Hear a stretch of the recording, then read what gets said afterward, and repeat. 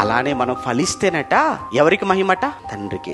ఏమండి ఏంటోనండి, ఈయన నిజంగానండి ఆయన బాప్తిస్మం తీసుకున్నాడట, క్రైస్తవుడయ్యాడట, చర్చికి వెళ్తున్నాడట.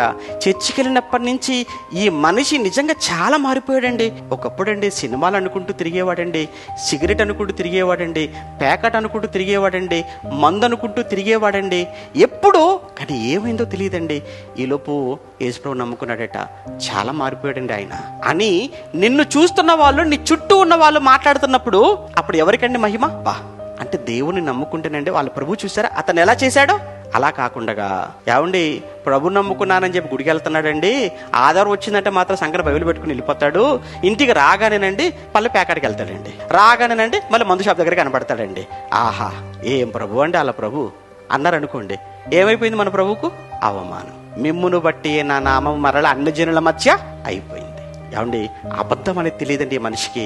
బాప్తిసం తీసుకోవడానికి ముందు అన్ని అబద్ధాలు ఆడేవాడండి, మోసం చేసేవాడండి. ఎప్పుడు చూసినా కానీ భార్య భర్తల మధ్య ఎప్పుడు గొడవలేనండి, ఎప్పుడు తగువేనండి, ఎప్పుడు శబ్దాలు వినపడేవండి. బాప్తిసం తీసుకున్నారండి, గుడికి వెళ్తున్నారండి, అసలు వాళ్ళు ఉన్నా లేనట్టే ఉందండి ఇంట్లో. ఈ మార్పు కారణం ఏంటి? వాళ్ళు గుడికి వెళ్తున్నారు, వాళ్ళు చర్చికి వెళ్తున్నారు. దీని వలన ఎవరికి మహిమ? తండ్రికి. అప్పుడు ఆ తండ్రికి నిన్ను బట్టి నన్ను బట్టి అంత పేరు వస్తే ఆ తండ్రి నిజంగా మన విషయంలో ఎంత పొంగిపోతాడు చెప్పండి.